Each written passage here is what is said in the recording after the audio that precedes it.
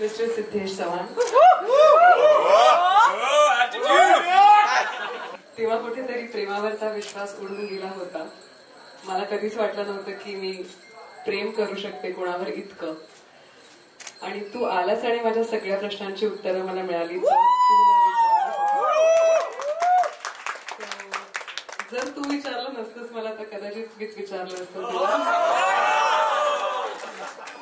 पण आज सर्व देवांसमक्ष आणि सर्व आपल्या कुटुंबियांसमक्ष मी विचारते, माझ्याशी लग्न करशील?